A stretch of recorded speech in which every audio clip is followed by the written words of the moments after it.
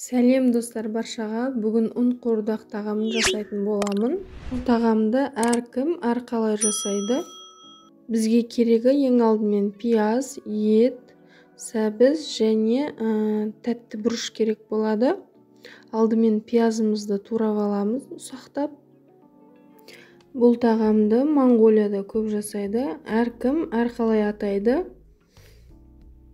Кей жерлерде цойван, нан салма деп те атайды. Келесі кезекте сәбізімізді турап, жақсылап турап аламыз.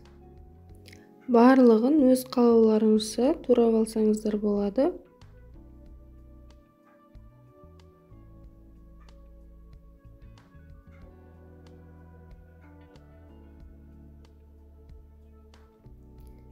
Сәбізімізді турап болғаннан кейін тәтті бұрышымызды алып тураймыз.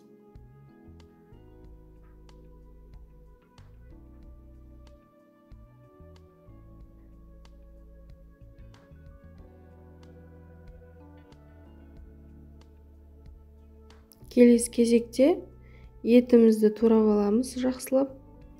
Еттің қалаған түрінен алсаңыздар болады, ал менде жылқының еті. Мінекей барлығын турап алдық жақсылап.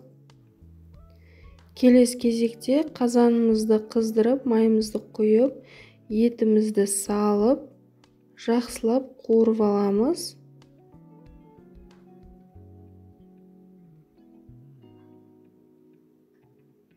Пиязымызды салып қуырып аламыз.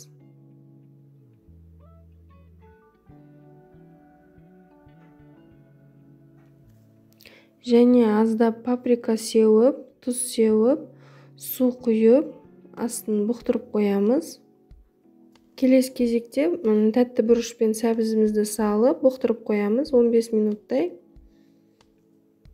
Қамырымызды илеп алатын боламыз. Алдымен бір жұмыртқамызға суымызды құйып, тұзымызды салып, ұнымызды електен өткізіп салып,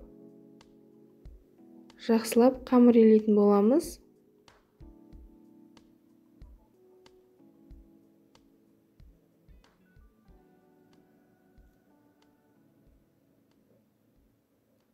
Неке дайын болған қамырымызды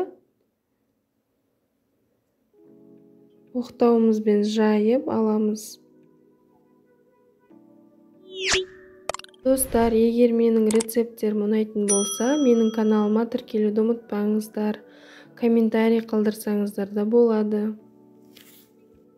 Мінекей жақсылап жайып алып, қамырымызды төртке бөлеміз. Төртке бөлген қамырымыздың бір бөлігін алып, пешіміздің табасын қыздырып, қатты бетіне қойып, қамырымызды кептіріп алатын боламыз.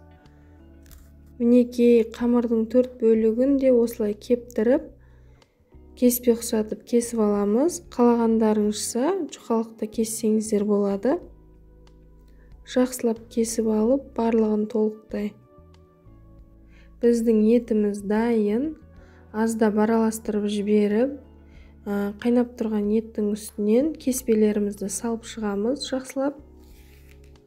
Қазанымыздың қақпағын жауып 15 минуттай демдеп қоямыз. Мінекей тағам 15-20 минутта дайын болды.